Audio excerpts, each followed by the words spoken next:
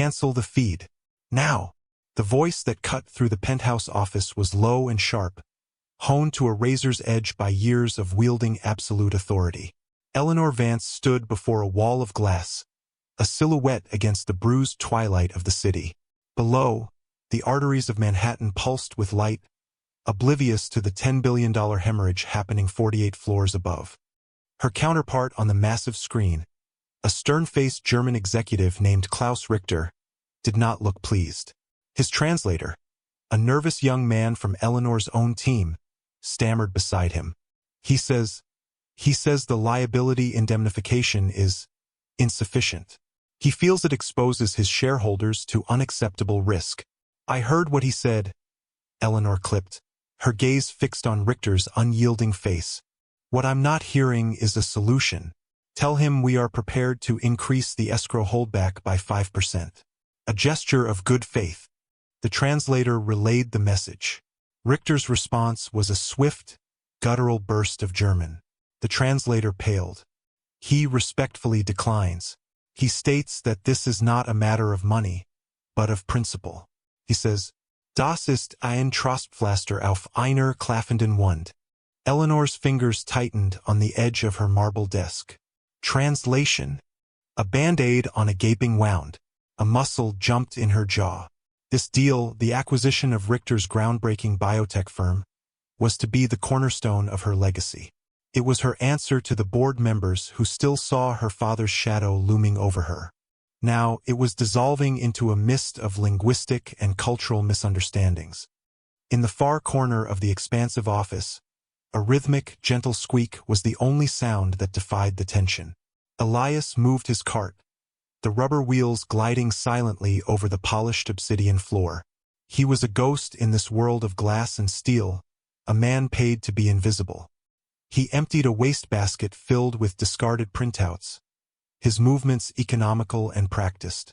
He'd learned long ago that the key to survival in places like this was to occupy no space, to make no sound, to be less than a memory. This is a farce, Eleanor hissed, turning away from the screen to face her cowering chief of acquisitions. You told me your team had this handled. You told me the cultural sensitivities were managed. We did, Ms. Vance. Richter was on board until yesterday. Something spooked him. Find out what, she commanded. Turning back to the screen, she adopted a tone of strained cordiality.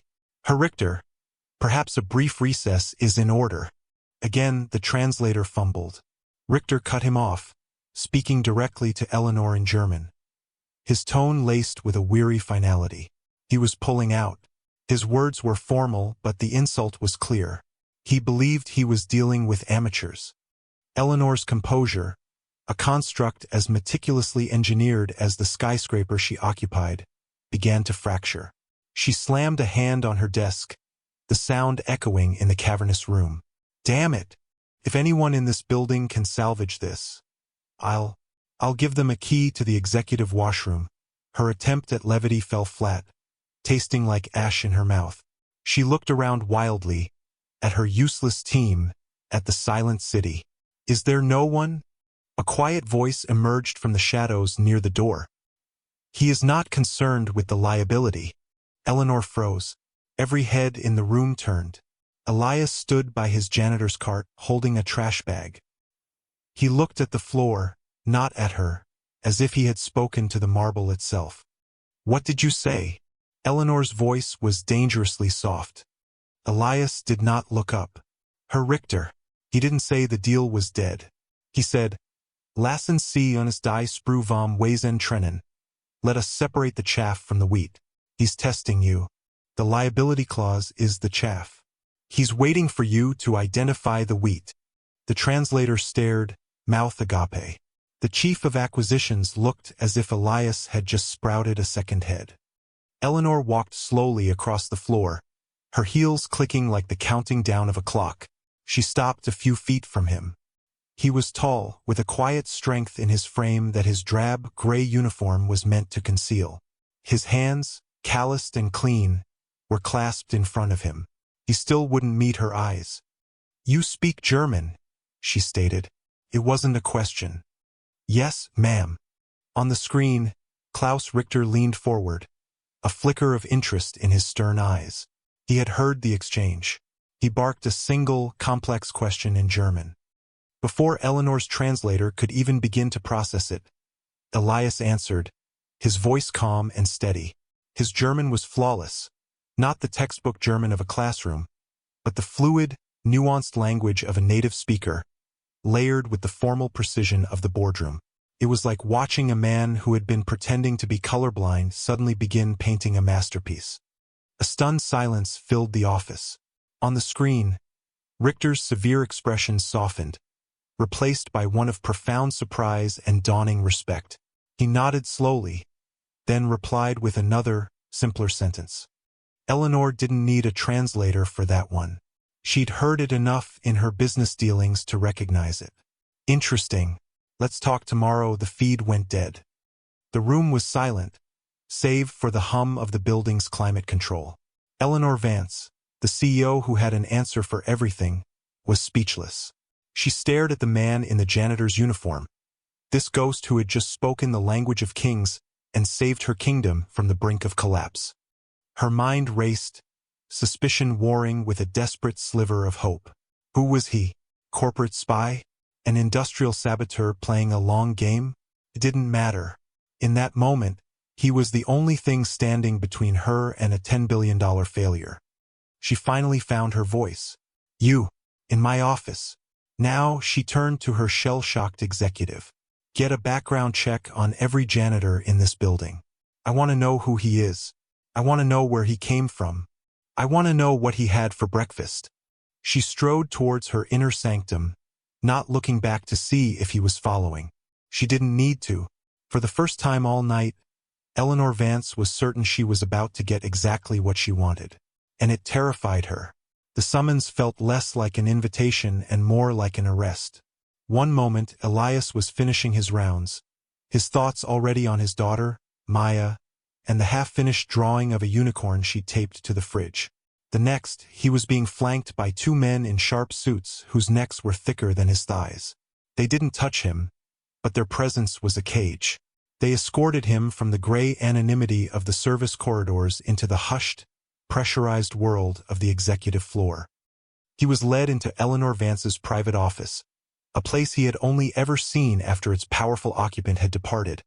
A sterile environment he was paid to reset to its state of pristine emptiness. Now she was there, a figure of controlled fire behind a desk that looked like a slab of polished iceberg. Sit, she commanded, gesturing to a leather chair that probably cost more than his car. Elias remained standing. I'd prefer not to, ma'am. My shift is over. My daughter is expecting me. Her eyes, the color of a winter storm, narrowed. Your daughter will wait. Your shift is over when I say it is. Who are you? He felt the old panic, the familiar tightening in his chest. This was what he had run from. This scrutiny, this piercing gaze that sought to peel back the layers and expose the man he had buried. My name is Elias Vance. I'm with the night crew. A flicker of something. Annoyance? Intrigue? Crossed her face at the shared surname. That's not what I asked. Your German is better than my head of European operations. You didn't learn that mopping floors. I lived there for a time. It was the truth, just not the whole truth. Doing what? He hesitated. A flash of memory, unwanted and sharp. The gleam of a walnut gavel. The murmur of a crowded courtroom. The bitter taste of betrayal. I was in finance. In finance, she repeated, her tone dripping with disbelief. You went from finance in Germany to cleaning my toilets in New York? Forgive me if I find that trajectory unusual. People's circumstances change. Ms. Vance. Her security chief entered, handing her a tablet. She scanned it, her expression unreadable. Elias Vance, age 38, widower. One daughter, Maya, age 7, employed by citywide cleaning services for the past 5 years. Before that, she looked up, her eyes pinning him to the spot. Before that, your record is sealed. A 5-year gap. He said nothing. The silence was his shield. She leaned forward, the icy mask of the CEO cracking just enough to reveal the calculating strategist beneath. "I don't have time for games, Mr. Vance. My deal is falling apart. You, for some reason I cannot fathom, seem to understand the man on the other end of the line. I need that understanding. I'm a janitor." The words were a prayer for dismissal, a plea to be sent back to the shadows. "You were," she corrected him. "As of this moment, you are a consultant. I will pay you $100,000 to get this deal back on track." Elias felt the world tilt. That kind of money was life-changing. It was Maya's college fund. It was the end of worrying about the next medical bill, the next rent increase. It was a golden key to a life without fear. And it was a trap. Getting involved meant becoming visible again. Visibility was danger. "No, thank you," he said, his voice quiet but firm. "I just want to go home." Eleanor stared at him, genuinely shocked. In her world, everyone had a price. The fact that he had just refused his was both infuriating and fascinating. She had to recalibrate. This man wasn't motivated by greed. She tried another tack. "This deal isn't just about money. Richter's company has developed a gene therapy protocol that could eradicate a whole class of pediatric cancers. This is about saving lives." Elias felt a pang. His wife, Sarah, the hospital rooms, the hushed conversations with doctors, the slow, inevitable dimming of the light in her eyes. He had promised her he would keep Maya safe. Hiding was safety, but was letting a potential cure slip away a different kind of failure.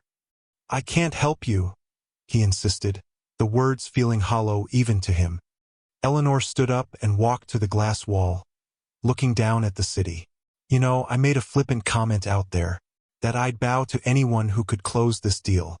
It was hyperbole, of course." "I don't bow," she turned back to him, her expression a mixture of challenge and command. "But let's make a real offer. Forget the money. You help me close this $10 billion acquisition, and I will give you the resources to build a new life. A real one. I will unseal your records, I will restore your reputation, and I will personally fund a trust for your daughter that will guarantee she never wants for anything. Ever." He saw it then. It wasn't just a job offer. It was a path to redemption. A chance to reclaim the name his daughter carried, to shed the gray uniform and become the man her mother had married. It was the one thing he hadn't known he could still want. "Why?" he asked, his voice barely a whisper. "Why would you do all that for a stranger?" "Because I respect competence above all else," she said, her voice devoid of sentiment. "And because I have a board meeting in 3 weeks where I will either be hailed as a visionary or ousted as a failure. You are, at this moment, the best and only tool at my disposal. I intend to use you." She gestured to a communications console. "My assistant is getting her Richter back on the line. He's expecting to speak with you." Elias looked at the blinking light on the console, then at the unwavering certainty in Eleanor Vance's eyes. He thought of Maya's drawing on the fridge, of the bright, hopeful colors she used. He had been living in gray for so long. For her. But maybe, just maybe, she deserved a father who could live in the light. He took a slow breath, the air in the sterile office suddenly feeling charged with possibility. He walked to the console and picked up the headset, the cool plastic a foreign object in his hand. "Put him through," Elias said. His voice had changed. The quiet deference of the janitor was gone, replaced by the calm authority of a man stepping back into his own skin. The moment the connection to Germany stabilized, Elias changed. The hesitant, withdrawn man who had stood by a cleaning cart vanished, replaced by a focused, commanding presence. He didn't just translate Eleanor's talking points. He reshaped them, infusing them with a deep understanding of German business etiquette. He was deferential yet firm, weaving cultural compliments into hard-nosed negotiation. "Herr Richter," he began, his German flowing like a river. "Frau Vance understands your position on the indemnification clause completely. She recognizes it not as a financial obstacle, but as a symbol of the trust required for a true partnership." Eleanor, listening on her own headset, arched an eyebrow. That was a far more eloquent and insightful framing than her own blunt approach. She watched him, fascinated. He gestured with one hand as he spoke, sketching out concepts in the air, his body language as fluent as his words. For an hour, he guided the conversation. He steered it away from the contentious liability issue and towards Richter's true, unspoken concern, the long-term stewardship of his company's intellectual property. Richter had spent his life building his firm. He feared it would be strip-mined for its patents and then dissolved by a faceless American conglomerate. It was during a discussion of royalty streams for future drug discoveries that Elias paused. Richter's team had shared a screen showing projected revenue models. It was a dense spreadsheet, a wall of numbers meant to be impressive and impenetrable. But to Elias, it was a language he knew better than German. "One moment, Herr Richter," Elias said, holding up a hand. He leaned closer to the monitor, his eyes scanning the columns. "Could you please isolate the data for Project Lohengrin? There appears to be a rounding anomaly in the third quarter projections." On the other end, there was a surprised silence. One of Richter's analysts fumbled with his keyboard. The numbers for Project Lohengrin flashed on the screen. "There," Elias said, pointing. "The amortization schedule for the capital equipment is calculated on a 7-year basis, but the royalty payout is compounded against a 5-year depreciation. Creates a discrepancy. A very small one, less than 0.1%. A ghost. But over the lifetime of the patent, it results in a cumulative deficit of several million euros." Eleanor stared at the screen, then at Elias. Her own financial analysts, men with Ivy League MBAs, had gone over these documents for months and had seen nothing. This janitor, this former financier, had spotted a multi-million-dollar error in seconds. Richter's voice came over the line, stripped of its earlier hostility. There was a new tone now, respect. "You have a very sharp eye, Herr Vance. Very sharp indeed." The call ended 20 minutes later. The deal wasn't closed, but it was alive again, breathing. Richter had agreed to new talks with Elias acting as the direct liaison. The cloud of failure had lifted from Eleanor's office. "How did you see that?"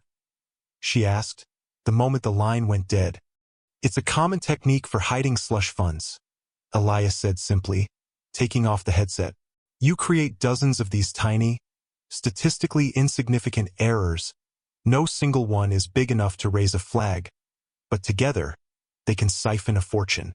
You think Richter's team is skimming from him?" Elias shook his head. "No. The error benefits your side of the ledger, not his. It's subtle, but it's structured to divert a sliver of the royalty payments away from his company and into a holding subsidiary on your end." He looked at her directly for the first time, his gaze steady. "Someone in your company is planning to steal from the deal before it's even signed." The implication hung in the air, cold and heavy. Betrayal. The one thing Eleanor loathed more than incompetence. "Prove it," she said. She led him to a small, glass-enclosed conference room adjoining her office. It contained a single workstation, a state-of-the-art terminal with direct, encrypted access to the company's deepest servers. "This is a ghost terminal. It has my C-level clearance, but its activity is masked. No one will know you're in the system. Find out where that money was going." She left him there, watching him for a moment through the glass wall.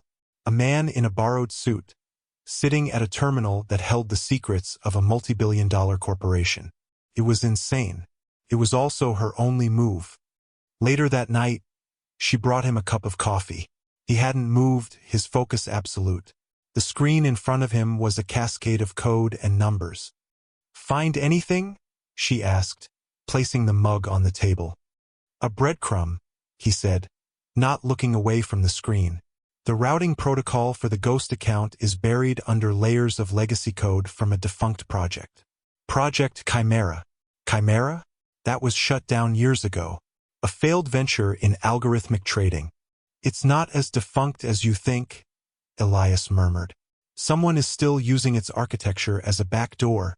He finally turned, his eyes tired but sharp. Only a handful of people would have had the clearance to create Chimera, and an even smaller number would know how to manipulate its ghost code today. He took a sip of the coffee, his gaze drifting past her, to the window, to the past. A brief, searing flash of memory. A different set of numbers on a different screen. A similar pattern of deception. A warning he had given that went unheeded. The smug face of a man he had trusted, telling him to let it go. "It's a signature," Elias said, more to himself than to her. "I've seen this kind of architecture before." Eleanor felt a chill. This wasn't just about a deal anymore. It was about a snake in her garden.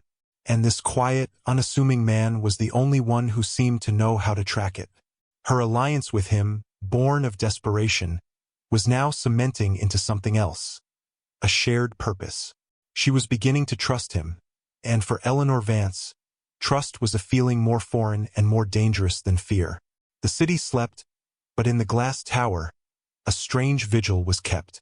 For 2 days, Elias lived in the ghost terminal, fueled by coffee and a cold, burning sense of purpose. He moved through the company's digital labyrinth with a predator's grace, his fingers flying across the keyboard. He was no longer a janitor. He was a hunter on a familiar trail. Eleanor found herself watching him, drawn by the intensity of his focus. She canceled meetings, postponed calls, telling her baffled assistant that she was in a deep strategy session. In a way, she saw the toll it was taking on him. The dark circles under his eyes, the tension in his shoulders. He spoke to his daughter every few hours, his voice softening, transforming from the sharp analyst back into the gentle father. He'd listen to Maya describe her day, her voice a tinny sound from his phone speaker, and a profound sadness would settle over his features. He was missing it. He was missing her life, locked in this glass cage with ghosts of the past. On the 3rd night, he found it. "Come here," he said, his voice a low thrum of excitement. Eleanor rushed to his side. On the screen was a complex flowchart of financial transfers, a web of deceit. At its center was Project Chimera. From it, dozens of tiny streams flowed out, all disguised as server maintenance fees, currency conversion charges, and data storage expenses. They all terminated in the same place, a single offshore holding company.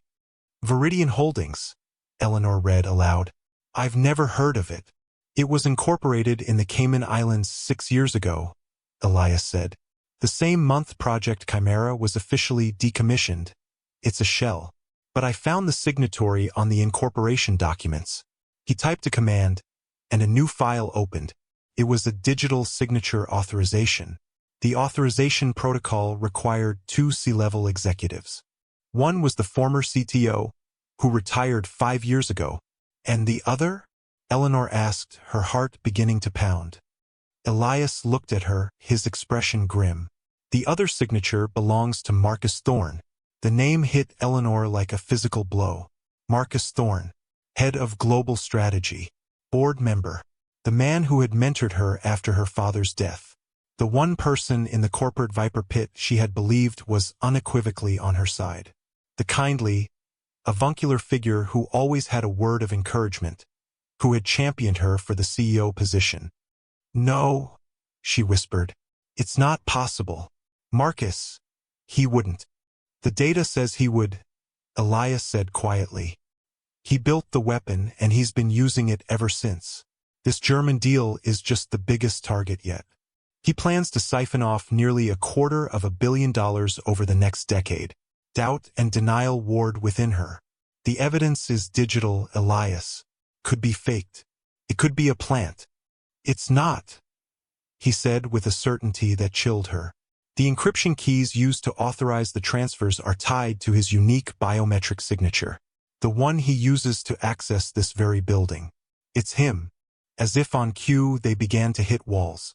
Elias tried to access a deeper server level containing the Chimera source code, and a notice flashed on the screen. "Access denied." Admin lockout. He tried a different path, attempting to pull Thorne's travel expenses for the dates the offshore account was opened. The files were suddenly corrupted. "He knows," Elias said, leaning back in his chair. "Someone tipped him off that we're digging." Eleanor's mind raced. Her assistant? Her security chief? Who could she trust? The walls of her glass office, once a symbol of her power and transparency, now felt like a cage, exposing her to unseen enemies. Her alliance with Elias was the only solid thing in her world. "He'll try to erase the trail," she said, her voice hardening. The shock was already crystallizing into cold anger. "He'll try," Elias agreed. "But I made copies. I routed them through a secure, off-site server. He can scrub the system, but he can't erase what we already have." A new dynamic settled between them. They were no longer just CEO and consultant. They were co-conspirators, bound by a secret that could shatter the company. The professional distance evaporated, replaced by the raw intimacy of a shared crisis. She saw not just his competence, but his quiet courage. He saw not the Ice Queen, but the lonely, embattled leader who had been betrayed by the one man she trusted. "What do we do now?" she asked, the question an admission of her own uncertainty. It was the first time she had asked for guidance from anyone since taking the top job. "We need something he can't erase," Elias said. "Something physical. A confession. Or we set a trap and make him walk into it." The air crackled with a new tension. This was no longer an investigation. It was a hunt. And Marcus Thorne, a man known for his strategic brilliance, was not an easy prey. He was a predator in his own right, and they had just wounded him. A wounded predator was the most dangerous kind of all. The plan was simple, elegant, and dangerous. They would use the German deal as bait. Elias, in his role as special liaison, would draft a revised proposal. Buried deep within its financial annexes, he would plant a subtle reference to Viridian Holdings, phrasing it as a potential tax-advantaged vehicle for the new joint venture. It was a piece of cheese in a very expensive trap. If Thorne took the bait, if he tried to steer the conversation towards using Viridian, it would be a tacit admission that he controlled it. "He'll see it," Eleanor argued, pacing her office as Elias worked on the document. "Marcus is meticulous. He'll spot the name and know exactly what we're doing." "That's the point," Elias countered, his eyes not leaving the screen. "He won't be able to resist. A man this arrogant believes he can outsmart everyone. He'll see it as a challenge. He'll want to know how much we know, and he'll try to take control of the narrative. He'll call a meeting." He was right. Less than an hour after the revised proposal was circulated to the executive committee, an urgent summons came from Marcus Thorne. A strategy meeting. His office. In 1 hour. Just him, Eleanor, and the new consultant. The trap was set. But they had underestimated Thorne's ruthlessness. He wasn't just a corporate thief. He was a man who eliminated threats with surgical precision. And he had already identified Elias's greatest vulnerability. Elias left the tower an hour before the scheduled meeting. He needed to see Maya. The past few days had been a blur of numbers and code, and he felt a desperate need to ground himself, to remember who he was fighting for. He called the after-school program where Maya stayed. "Hi, this is Elias Vance, Maya's father. I'm running a little early. I'm on my way to pick her up." The friendly voice on the other end of the line laughed. "Oh, Mr. Vance, you just missed her. Your brother picked her up about 20 minutes ago. It was so nice to finally meet him. He had the cutest story about you to his kids." The blood drained from Elias's face. The world went silent, the sounds of the city traffic outside his car window fading to a dull roar. "My brother?" he managed to say, his voice a strangled whisper. I don't have a brother." A beat of confused silence. "But he had the pickup card you issued. He knew her security password. Starlight Unicorn. He said you were caught in a meeting and sent him." Elias dropped the phone. He slammed his foot on the accelerator, the car lurching into traffic, horns blaring around him. His mind was a maelstrom of pure, unadulterated terror. This was his nightmare. The past wasn't just repeating itself. It was escalating into a horror he had never imagined. He had failed. He had brought the monsters to his daughter's door. His phone rang again. An unknown number. He fumbled to answer it, his hands shaking violently. "Is this a bad time, Elias?" The voice was smooth, familiar, and coated in a chilling layer of false concern. It was Marcus Thorne. "Where is she?" Elias roared, his voice cracking with panic. If you've hurt her, I will. She is perfectly safe, Thorn interrupted, his tone calm and controlled. She's enjoying a strawberry milkshake as we speak. She's a delightful child. Looks just like her mother. The casual mention of his late wife was a deliberate twist of the knife. Elias felt his breath catch in his throat. Listen to me very carefully, Thorn continued, the pleasantries gone, replaced by cold steel. You were a ghost, a nobody. You should have stayed that way. You are to delete every file you have on Project Chimera and Viridian Holdings.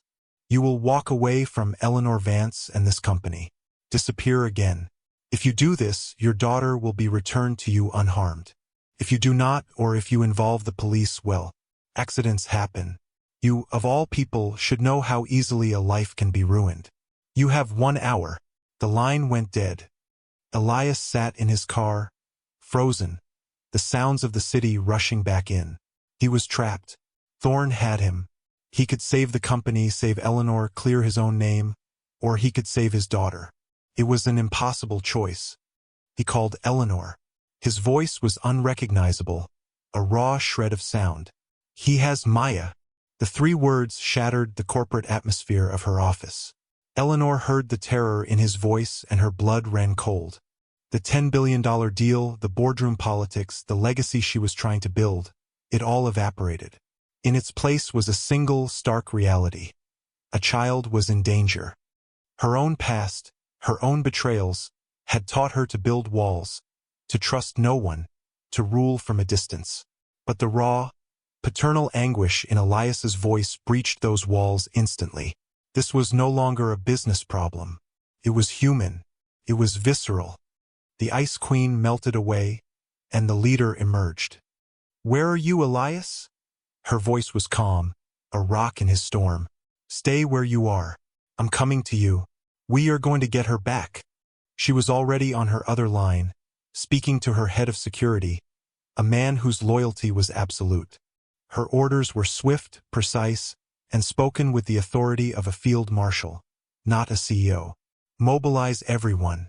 I want satellite tracking on Marcus Thorne's car. I want access to every traffic camera in a 5-mile radius of Maya Vance's school. I want a location, now, and get me everything you have on a corporate retreat Thorne owns in upstate New York. Everything. She hung up and grabbed her keys. As she raced from her office, she wasn't thinking about saving her company. She was thinking about saving a little girl named Maya. And in that moment, her alliance with the janitor was sealed not in ink or contracts, but in the fierce, unwavering promise to bring his daughter home. Elias felt like he was suffocating, trapped in the driver's seat of his car as the city's pulse throbbed around him. Each passing minute was a lifetime. The world he had meticulously constructed to keep Maya safe had proven to be as fragile as a child's drawing. His past hadn't just found him. It had reached through time to snatch away the one pure thing in his life. He was drowning in guilt, the weight of his own history pressing down on him. When Eleanor's car, a sleek black sedan, pulled up beside his, she wasn't alone. Her head of security, a formidable man named Graves, was at the wheel. She got out and opened Elias's passenger door. Get in, she said, her voice leaving no room for argument. We can't work from here. He moved like a man in a trance, sliding into the plush leather interior of her car. It felt like another world, hermetically sealed from the chaos in his head. Inside, Eleanor was already on a conference call, her tone clipped and efficient. She was a whirlwind of controlled action, a stark contrast to his own paralytic fear. Graves has a team tracking Thorne's movements, she said, ending her call and turning to him. They've confirmed he used a black SUV, registered to a subsidiary of a subsidiary. He's covering his tracks, but he's not invisible.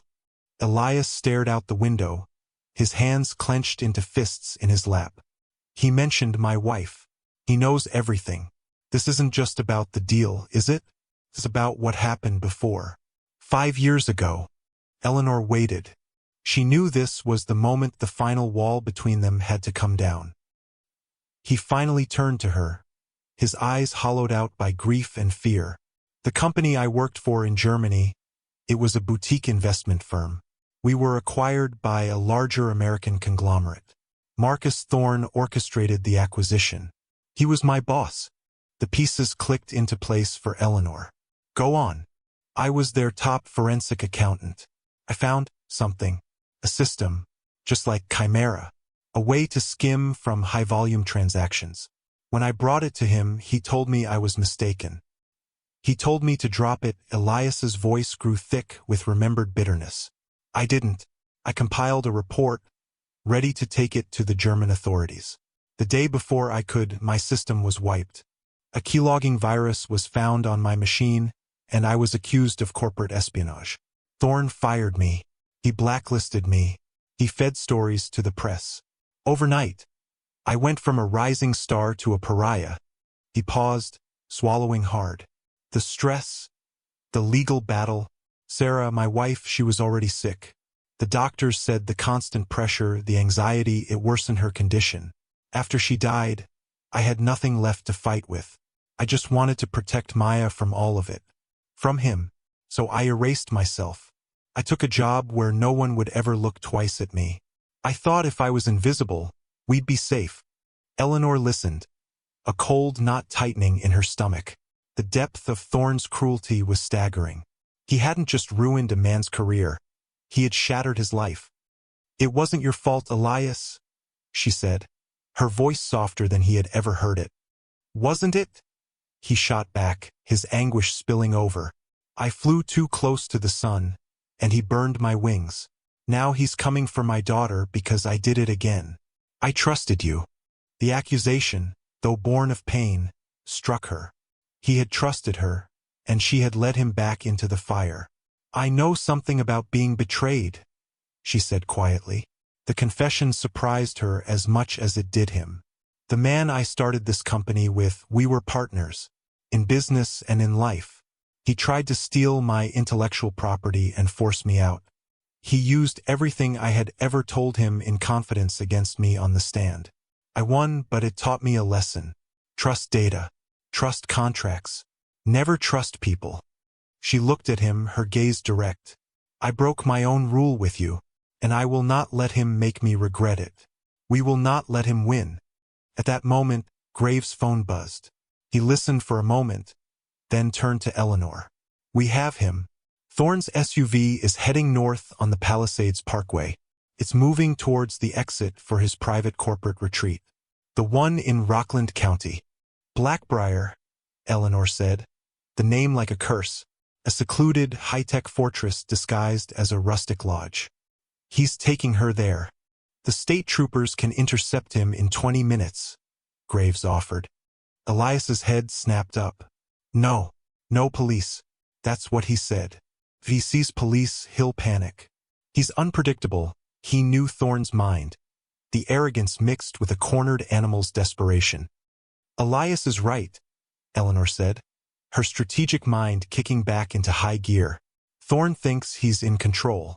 He's given us a deadline. We used that time. We can't go in with force. Then how do we get her out? Graves asked. Elias's mind, finally breaking free from the grip of fear, began to work. The hunter was reawakening.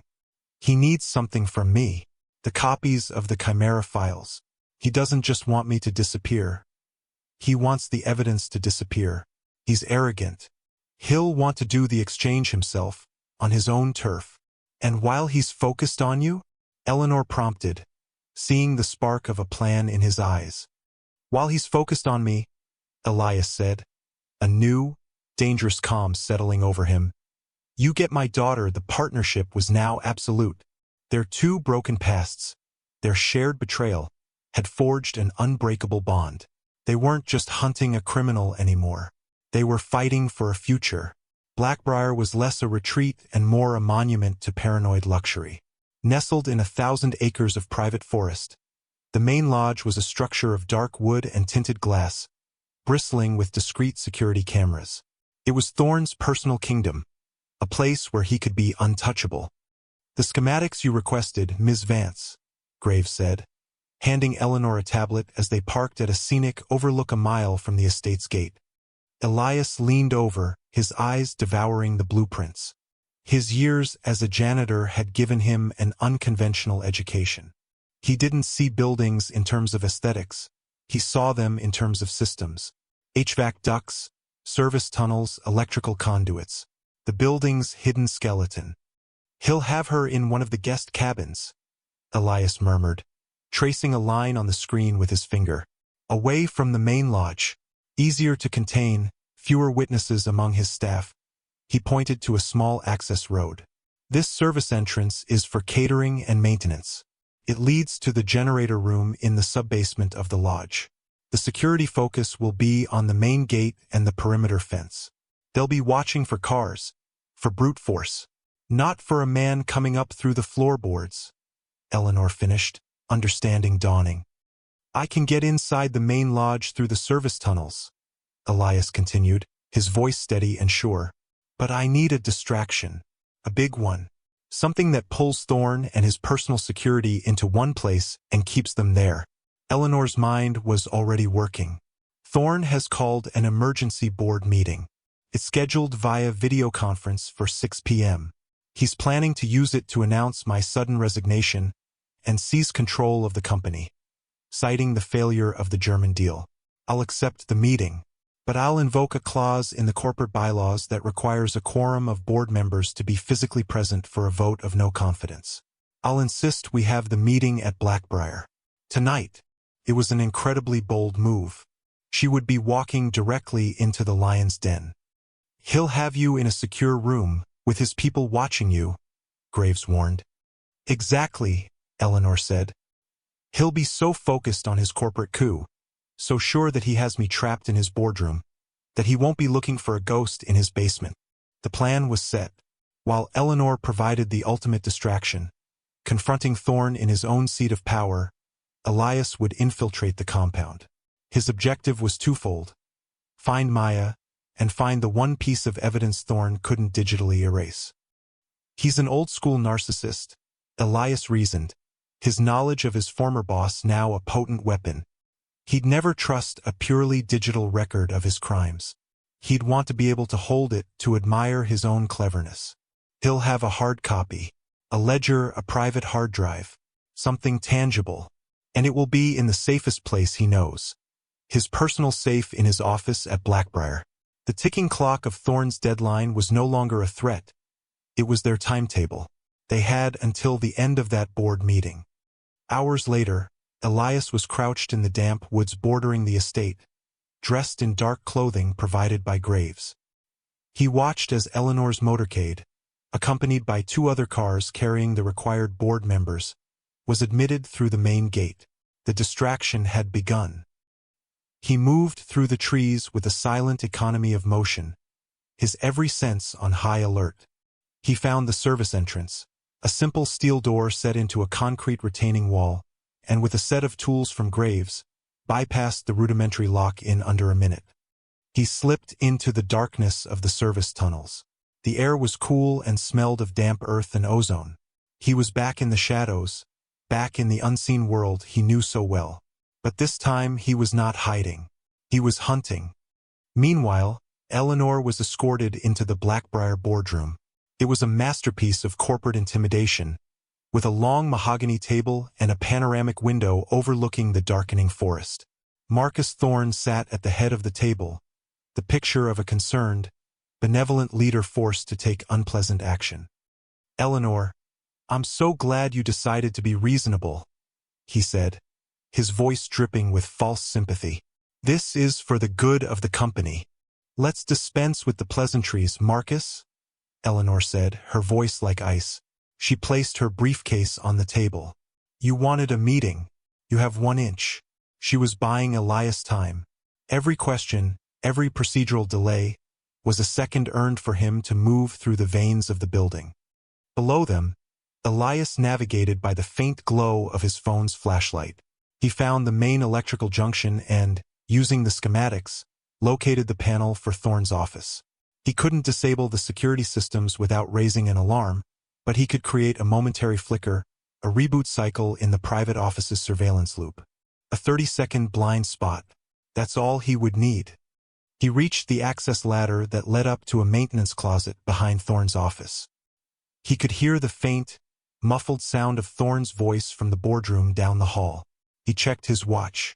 He had to time it perfectly. In the boardroom, Eleanor was masterfully stalling, questioning the meeting's minutes, demanding a review of the quarterly reports. Thorne was growing impatient. "Eleanor, this is pointless," he snapped. "We have the votes. It's over." "Is it?" she asked, looking him directly in the eye. "I think you'll find the game is far from over." It was the signal. Down below, Elias threw the breaker. He scrambled up the ladder and through the access panel, emerging into the closet. He had 30 seconds. He moved into the opulent office. The safe was behind a large oil painting, just as he'd expected. It was a top-of-the-line biometric model, secured by a keypad and a fingerprint scanner. But men like Thorne always had a backup, an override for when technology failed. A code based on something that mattered only to them. Elias's eyes scanned the room. A photo on the desk, Thorne with his prize-winning racehorse. King's ransom, a plaque on the wall. His first major deal, closed on June 8, 1998. 060898. Too obvious. His gaze fell on a small, framed stock certificate for the first company Thorne had ever bankrupted. The date was October 24, 1987, the day his empire truly began. 102487. The number of a god creating his own universe. He punched in the code. A soft click. The safe swung open. Inside, nestled amongst bearer bonds and passports, was a slim leather-bound ledger and a single, encrypted hard drive. It was the heart of the beast. The full, unvarnished history of Thorne's 20-year reign of fraud, including the original files that would have exonerated Elias years ago. He pulled out his phone, attached a cable, and began copying the drive's contents. It was the final piece of the puzzle. As the progress bar crawled towards completion, his phone buzzed. A text from Graves. "Maya is in cabin 4. 1 guard. Go." He sent the completed file transfer to Eleanor's secure phone. Then, taking the original ledger and the drive, he slipped back into the closet just as the lights in the office flickered back to full power. In the boardroom, Eleanor felt the vibration in her pocket. She glanced down at her phone. The file had arrived. She looked up, and her eyes met Marcus Thorne's across the polished table. The look on her face was no longer that of a cornered CEO. It was the look of an executioner. "Before we proceed to a vote," Eleanor said, her voice ringing with newfound clarity in the tense boardroom, "I believe there is one more item for the agenda." Marcus Thorne sighed, a theatrical display of impatience. "Eleanor, there is nothing left to discuss." "I disagree," she said, standing up. She tapped her phone, and the massive screen at the end of the room, which had been displaying the company logo, flickered to life. "I'd like to talk about Project Chimera and a small, offshore entity called Viridian Holdings." A spreadsheet appeared on the screen. It was a mirror of the ledger Elias had found, a meticulous record of illicit transfers, dates, and account numbers. Thorne's face went white. The other two board members stared, their jaws slack. "This is a fabrication," Thorne stammered, rising from his chair. "My signature has been forged. This is slander." "Is it?" Eleanor's voice was cold steel. "The encrypted hard drive this came from is tied to your biometric signature. The same one you used to enter this room tonight. It's a very detailed record, Marcus. It even includes the documents you used to frame a young accountant in Germany 5 years ago. A man named Elias Vance." Thorne stared at her, his mask of civility completely gone, revealing the snarling predator beneath. He knew he was beaten. He turned and bolted from the room, shoving a stunned board member aside. "Security! Lock this room down." While the corporate climax was unfolding, the physical one was just beginning. Elias moved through the trees towards cabin 4, a dark shape against the manicured landscape. The cabin was set apart from the others, its windows dark save for a single light in a back room. The guard was visible through the window, sitting in a chair watching a television. Maya was nowhere in sight. Elias circled to the back of the cabin. The window to the small bedroom was unlocked. He slid it open silently and slipped inside. The room was empty. He could hear the low murmur of the television from the main room. Then, a softer sound from the closet. A whimper. He crossed the room and opened the closet door. Maya was huddled inside, her knees drawn to her chest, her face stained with tears. Her favorite stuffed rabbit was clutched in her arms. When she saw him, her eyes widened, a sob catching in her throat. "Daddy," she whispered. He put a finger to his lips, then scooped her into his arms, her small body trembling. He held her tight for a second, a wave of relief so powerful it almost buckled his knees. He was whole again. He turned to leave the way he came, but the guard, perhaps sensing something, chose that moment to get up and check the room. The man filled the doorway, his hand immediately going to the gun on his hip. Elias didn't hesitate. Years of channeling his grief and anger into the disciplined practice of Krav Maga had turned his body into a weapon he had prayed he would never have to use. He moved before the guard could even draw his weapon. He set Maya down behind him, a single word, "Stay," and closed the distance. It was brutally efficient. A block, a strike to the throat, a twist that sent the larger man crashing to the floor, unconscious. It was over in less than 5 seconds. He grabbed Maya and scrambled back out the window, melting into the darkness just as Thorn, fleeing the boardroom, came tearing down the path in a golf cart. Thorn saw the open cabin door, saw the unconscious guard, and knew he had lost everything. Elias was heading for the service road when Thorn's golf cart screeched to a halt, its headlights pinning them. Thorn leaped out. He was holding a pistol, his hand shaking with rage and desperation. "The ledger, Vance!" he screamed, his voice raw. "Give it to me. Give it to me, and I'll let you walk away." Elias shielded Maya behind him. He held the ledger in his other hand. This was the moment, the culmination of 5 years of fear and hiding. He could see the path of revenge laid out before him, the satisfaction of destroying this man with his own 2 hands. But then he felt Maya's small hand clutch his shirt. He looked down at her terrified face, and the rage subsided, replaced by a fierce, protective love. He was not the man Thorn had tried to make him. He was a father. His victory wouldn't come from violence. It would come from who he chose to be, right now, in front of his daughter. He slowly placed the ledger on the ground. "It's over, Marcus." Suddenly, the woods were filled with light. 2 black SUVs came roaring down the service road, flanking Thorn. Graves and 3 of his men, armed and purposeful, emerged. Eleanor stepped out of the lead vehicle, her face grim. Thorn looked from Elias to Eleanor, to the armed men surrounding him. He was trapped, a wild, desperate animal with nowhere left to run. He dropped the gun, and a sound of pure despair escaped his lips. As Graves' men moved in to apprehend him, he didn't resist.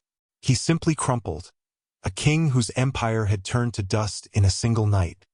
Elias rushed to Maya, sweeping her up into his arms and holding her as if he would never let go. She buried her face in his neck, her tears soaking his shirt. He looked over her head at Eleanor. Her expression was unreadable, but her eyes, those stormy gray eyes, held a universe of emotion. In the chaotic wash of headlights and shadows, they shared a look of profound understanding. They had won. Not just the company, not just the deal. They had won back their lives. The aftermath was swift and decisive. With the evidence from the ledger and Thorn's hard drive, federal authorities built an ironclad case. The scandal that could have destroyed Vance Industries was expertly contained by Eleanor, who framed the narrative as a swift and necessary removal of a single corrupt executive. Thorn's network within the company was dismantled, and the board, humbled and grateful, gave Eleanor their unconditional support. Elias's name was cleared not just in the press, but in the legal records. The German case was reopened, the old charges expunged, and a public apology was issued. He was no longer a ghost, he was a man redeemed.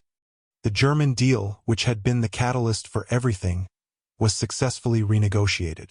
Elias and Eleanor worked side by side, a formidable team. His intuitive understanding of people and her mastery of data and strategy were a perfect synthesis. They closed the $10 billion acquisition a week later. The day the ink was dry, Eleanor called him into her office. The glass walls no longer felt like a barrier, but a frame for the city they had conquered together. "The board has approved the creation of a new division," she said, her tone formal, but with an undercurrent of warmth he was beginning to recognize.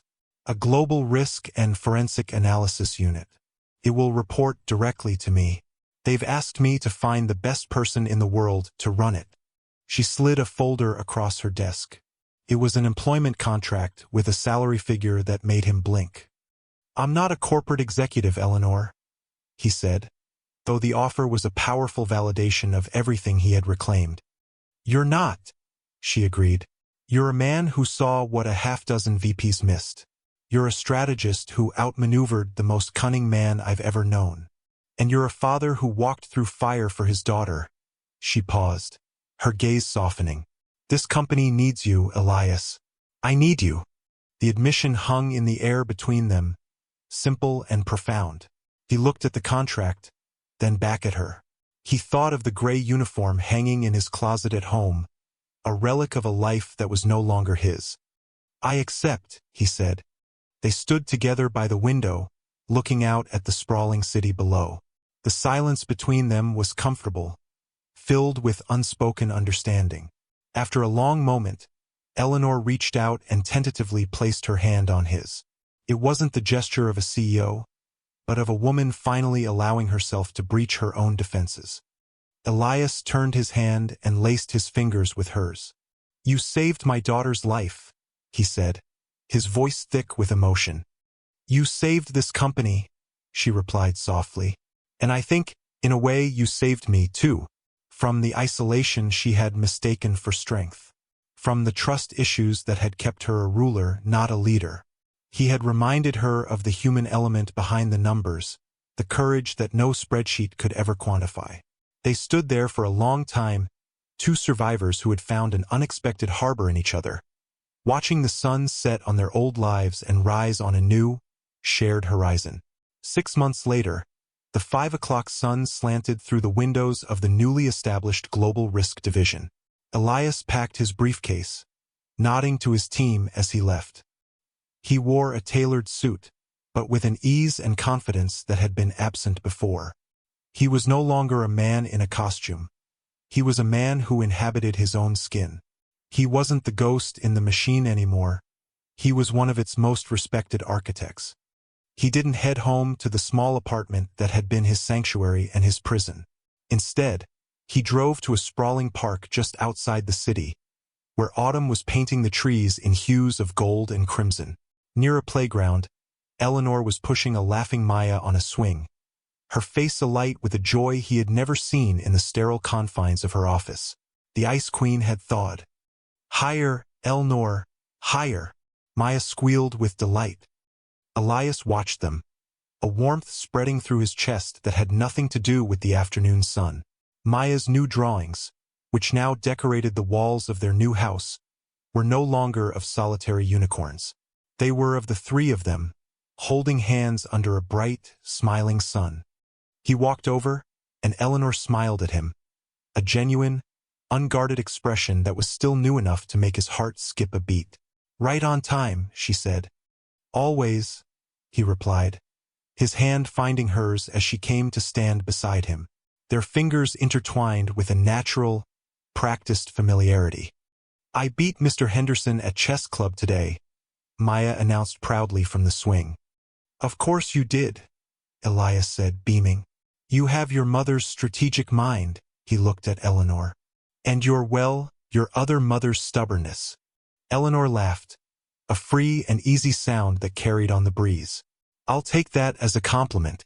They were a family, forged in crisis and tempered by trust. They had found in each other the missing pieces of their lives. He had given her the gift of human connection, and she had given him back his name, his purpose, and the safety to be a father without fear. As he took over pushing Maya on the swing, watching her soar towards the sky, Elias reflected on the strange, brutal path that had led him here. He had spent 5 years trying to erase himself, to become invisible, convinced that the shadows were the only place he and his daughter could be safe. But hiding had only prolonged the pain. It was only when he was dragged, unwillingly, into the light that he had found true safety. It wasn't in anonymity, but in strength. Not in solitude, but in alliance. He had spent years erasing himself, only to find that in the reflection of her trust, he had finally become whole. How many of us hide our greatest strengths, believing they are a source of past pain? We retreat into the shadows, hoping the world will pass us by, forgetting that the light is where we truly grow. What hidden talent are you keeping buried? Thank you for watching. If you enjoyed this story of redemption and unlikely partnership, please give it a like, comment with your thoughts, and subscribe for more content that explores the strength we find when we dare to step out of the shadows.